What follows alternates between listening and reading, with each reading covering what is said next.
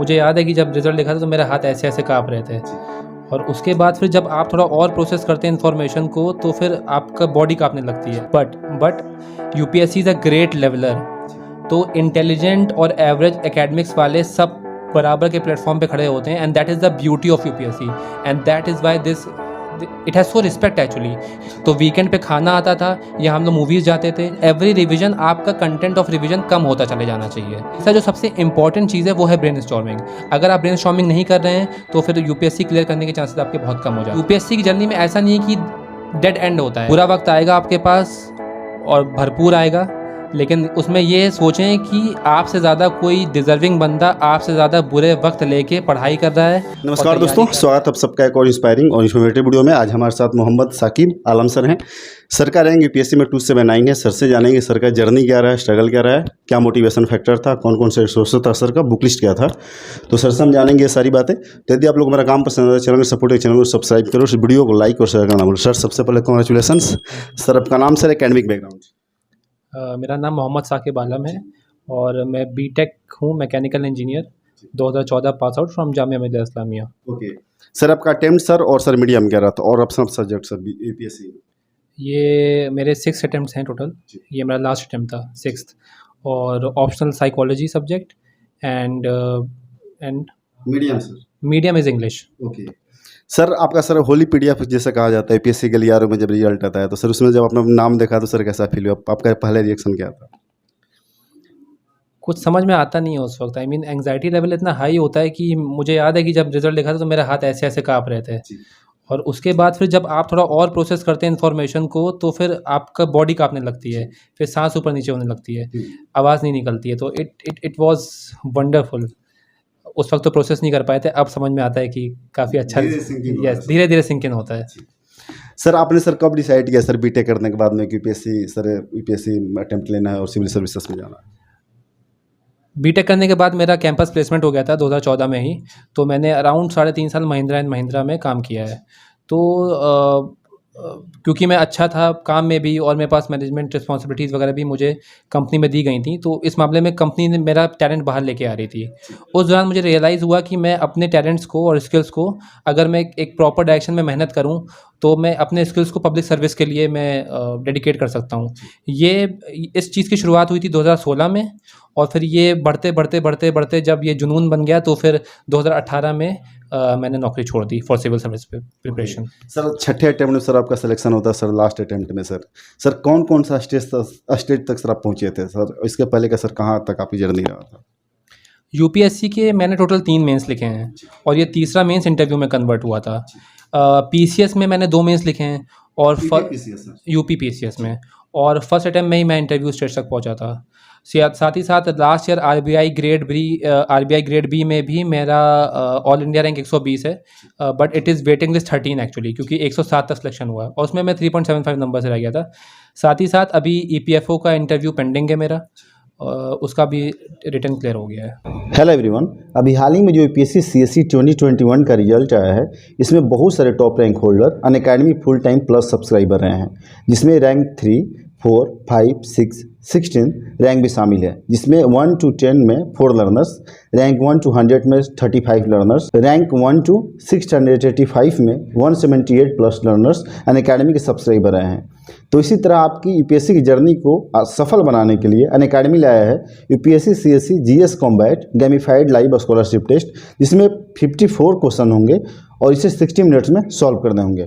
इसमें आप live scoring, real time all India rank, in depth solution analysis का benefit ले सकेंगे और ये क्वेश्चंस टॉप एजुकेटर्स क्यूरेट करेंगे। ये टेस्ट 12 जून को मॉर्निंग में 11 AM होगा।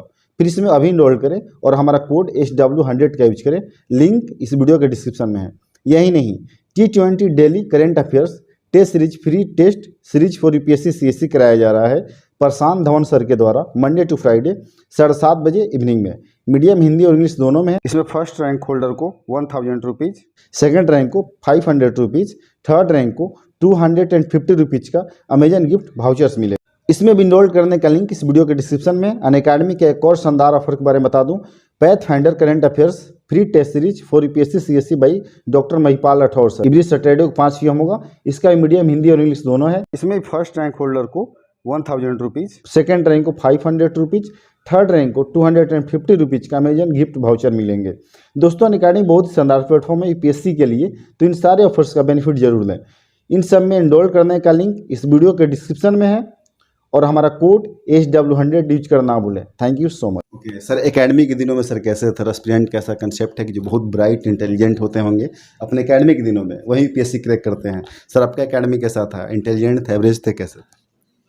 जी देखिए दोनों अलग अलग बातें हैं बिकॉज मैं इंटेलिजेंट था और एकेडमिक्स में भी आई मीन हाई स्कूल में भी एंड 12th में ही मैंने टॉप किया था, तो सभी कब मीडिया कवरेज मिला था।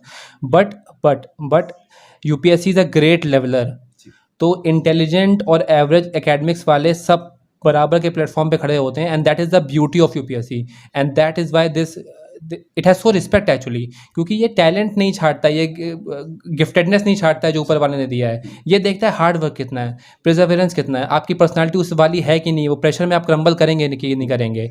जब ये सब चीज़ें में आपका ओके ओके ओके आता है तो फिर आप यूपीएससी निकालते हैं। ओके सो सर 5 घंटे सर पढ़ने वाले स्टूडेंट में आप थे या फिर 18 घंटे वाला कंसेप्ट जो मार्केट में है, क्या इसके पीछे की हार्श रियलिटी है? आपका रूटीन क्या होता था सुबह शाम तक? देखिए शुरुआत में तो 5-6 घंटे ही रहता है और लेकिन फिर धीरे धीरे वो बढ़ता रहता है जब सीरियसनेस बढ़ती है। तो मेरा रूटीन ऐसा ही था कि मैं देखिए अब सिर्फ पढ़ना होता है तो अराउंड मैं 4:30 बजे तक पढ़ता था, फिर सुबह फिर सो जाता था और 9:30-10 बजे तक उठता था और इस दौरान खाली पढ़ाई होती थी। लेकिन ये सिर्फ अगर मैंने इतना बोल दिया तो ये कंप्लीट पिक्चर नहीं होगी और लोग मतलब परेशान हो जाते हैं। अगर आप इतना मान लीजिए आप 15 घंटा बैठते हैं तो उसमें से पढ़ाई सिर्फ 8 घंटे होती है या 9 घंटे होती है, तो आपको अपनी वो परसेंटेज बढ़ानी है कि आप बैठें तो 100% पढ़ें। दूसरी चीज़ ये कि मैं पढ़ता था हफ्ते में 6 दिन और 1 दिन मैं एंटरटेनमेंट के लिए निकालता था।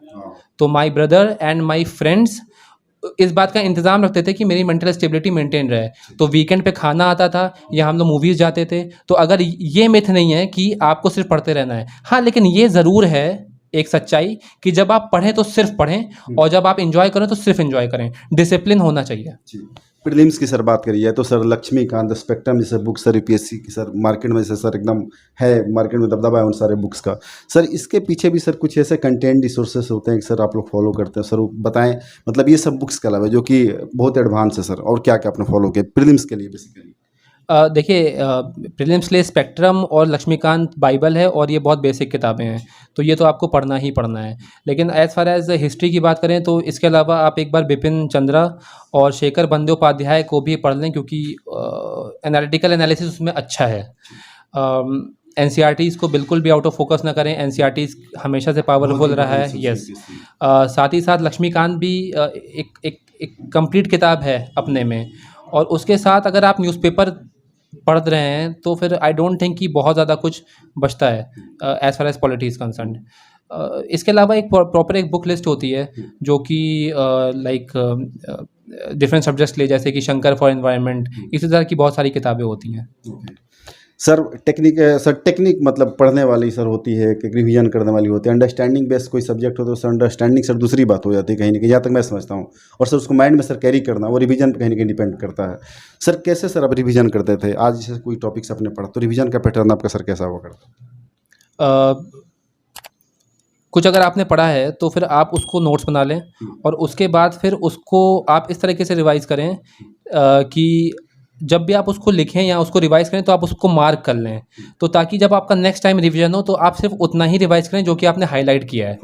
हाँ, तो हर बार इन एवरी रिवीजन आपका कंटेंट ऑफ रिवीजन कम होता चले जाना चाहिए, तो ये रिवीजन की स्ट्रैटेजी होती है। अब देखिए आदमी कैसे कंफर्टेबल है रिवीजन में, वो उस पर डिपेंड करता है। कुछ लोग ऐसे रिवाइज़ करते हैं कि आज पढ़ा और फिर कल सुबह फिर पहले रिवाइज़ किया उसके बाद पढ़े, लेकिन मेरी ये स्ट्रैटेजी नहीं रहती थी, मैं इसमें कंफर्टेबल नहीं था, तो मैं पूरा पढ़ने के बाद उसके बाद फिर रिवाइज़ करता था। ओके सर, आप बीटेक हैं, साइंस बैकग्राउंड आपका सर रहा है, साइंटिफिक स्टडी की बात होती है, स्मार्ट स्टडी की बात होती है, आर्ट्स कम्युनिटी वाले कहीं ना कहीं वो लैक करते हैं, तो सर साइंटिफिक स्टडी बेसिकली क्या होता है, थोड़ा सा एक्सप्लेन करें सर। साइंटिफिक स्टडी होता है कॉन्सेप्ट लर्निंग और डीप लर्निंग। तो कॉन्सेप्ट लर्निंग का मतलब ये होता है कि आप क्रैमिंग ना करें। इसका मैं एग्जांपल दूंगा, जैसे कि फॉर एग्जांपल आर्टिकल 21 है, तो आर्टिकल 21 राइट टू लाइफ होता है और उसमें तरह तरह के राइट्स आते हैं, राइट टू फ्रीडम, तरह तरह के तमाम राइट्स आते हैं। जो कि सुप्रीम कोर्ट के डिसीजंस के हिसाब से होता रहा है। बट आपको ये खाली क्राइम नहीं करना है, आपको देखना है, आपको न्यूज़पेपर पढ़ना है और उसमें आपको देखना है कि उससे लिंक क्या क्या चीज़ें, क्या क्या हैपनिंग्स हो रही हैं डेली। जब उन चीज़ों को आप उससे लिंक करेंगे तो आपको उसकी समझ बढ़ेगी। तो concept learning with systems approach. Systems approach का मतलब कि आप सब्जेक्ट को डिवाइड कर लें बहुत सारे हिस्सों में, मॉड्यूल्स में, और उनको उन डिवीजन पे सेपरेट ध्यान दें और फिर उनको बाद में कनेक्ट करें। और तीसरा जो सबसे इंपॉर्टेंट चीज़ है वो है ब्रेनस्टॉर्मिंग। अगर आप ब्रेनस्टॉर्मिंग नहीं कर रहे हैं तो फिर यूपीएससी क्लियर करने के चांसेस आपके बहुत कम हो जाते हैं। तो this is actually scientific way of. दोस्तों घर बैठे आपको यूपीएससी पीसीएस की ऑल मटेरियल्स चाहिए, like all standard books, all notes like Drishti Vision, Vajiram ETC, NCERT books, old new NCERT, mix NCERT, तो दिल्ली के आप राजेश बुक स्टोर से मंगा सकते हैं दिए हुए नंबर पर कॉल करके। Thank you sir. Plan B की बात मैं करूंगा आपसे कि जैसे कि आप छठा अटेम्प्ट था सर, एक यूपीएससी की सर एक एस्पिरेंट लाइफ की एक आई थी सीरीज, शायद आपने देखा होगा, उसमें प्लान बी की बात उसमें सर प्लान बी की बात करी जाती है। सर आप सर छठे अटेम्प्ट में सर सेलेक्ट हुए हैं, लास्ट अटेम्प्ट सर आपका था सर, प्लान बी सर कुछ रखा था आपने सर एस्पिरेंट को, क्या कहना चाहेंगे उस बारे में? ये टफ क्वेश्चन है। देखिए, शुरुआत में जब आप यूपीएससी के सफ़र में आ रहे हैं तो हम तो कश्ती जला के आए थे। हमारे तारिक सर हैं जो हमारे मेंटर भी हैं, उन्होंने हम बोला था कि जब भी इसमें आओ तो कश्ती जला के आओ। तो हम कश्ती जला के आए थे, इसलिए हम रिज़ाइन वगैरह करके आए थे। लेकिन देखिए ये एक यूनिवर्सल ट्रुथ नहीं है। तो आप कंडीशन टू कंडीशन वेरी करता है, पर्सन टू पर्सन। अब कोविड के बाद ऐसा भी हो गया कि कुछ लोगों की फैमिली इश्यूज़ हो गए, कुछ लोग सस्टेन नहीं कर पा रहे हैं। तो मैं ये कहता हूँ कि आप मेंटल स्टेबिलिटी अपनी मेंटेन करिए, और उसके साथ अगर जज्बा है आपके अंदर तो आप अपने आप तैयारी कंटिन्यू कर सकते हैं। अब जैसे कि जब मेरा लास्ट अटेम्प्ट था तो मैंने लास्ट अटेम्प्ट से पहले महिंद्रा मैंने ज्वाइन कर ली थी। तो अभी 11-12 दिन हुए थे ज्वाइन करे हुए। तो आई मीन अगर आपके अंदर काबिलियत है, आपने यहाँ पहले से काम किया हुआ है, तो यूपीएससी की जर्नी में ऐसा नहीं है कि डेड एंड होता है। आप जैसे कि बहुत सारे कोचिंग में material creation, online content creation की जॉब्स होती हैं। आपने अगर मेंस वगैरह लिखे हुए हैं तो अक्सर कोचिंग्स में भी आपको पढ़ाने का मौका मिल जाता है। आप एनजीओ से जुड़ सकते हैं। तो ये सब आप घबराएं ना, जब तैयारी करें तब तैयारी करें। और जी हाँ सर, लास्ट क्वेश्चन सर, जो भी सर आपको एक्सपीरियंस सुन रहे हैं सर, उनके दोस्त सब सर आप क्या कहना चाहेंगे? हिम्मत ना हारें, रोज़ शीशा देख के सोएं कि आपने आज का टारगेट पूरा किया कि नहीं किया। ये बहुत ज़रूरी है, ये इसी से कंसिस्टेंसी आती है। बुरा वक्त आएगा आपके पास और भरपूर आएगा, लेकिन उसमें ये सोचें कि आपसे ज़्यादा कोई डिज़र्विंग बंदा आपसे ज़्यादा बुरे वक्त लेके पढ़ाई कर रहा है और तैयारी कर रहा है, और तब भी आपके पास प्रिविलेजेस हैं उससे ज़्यादा। और नेक्स्ट ये कि पढ़ाई का ईगो ना लाएं अपने अंदर, बदतमीज़ी ना करें किसी से, पेरेंट्स की रिस्पेक्ट करें। जहाँ पे एटीट्यूड एंड ईगो आ जाता है वहाँ पे लर्निंग ख़त्म हो जाती है। तो बच्चों की तरह सीखें, और तभी आप एक सिविल सर्वेंट का एक अपने अंदर कैरेक्टर ला सकते हैं। Okay, thank you so much Mohammad Saqib Alam sir कि सर आपको सर होप सो कि सर आईपीएस मिलेगा सर, आपकी जहाँ भी सर पोस्टिंग होगी सर वहाँ सर आम जनमानस और सर वंचित वर्ग सर निचले तबके के सर लोग हैं, उनके लिए सर अच्छा नीति निर्माता, अच्छे सर उनके लिए पदाधिकारी के तौर पर सर आप साबित होंगे। सर आपको उज्जवल भविष्य सर कामनाएं करते हैं। Thank you sir, thank you so much. दोस्तों सर ने बहुत अच्छे से स्ट्रेटेजी बताई और अपनी जर्नी बताई। यदि आप लोग को वीडियो अच्छी लगी तो इस वीडियो को लाइक कर, शेयर कर, चैनल सपोर्ट सब्सक्राइब करना बोले। Thank you so much. Thank you sir.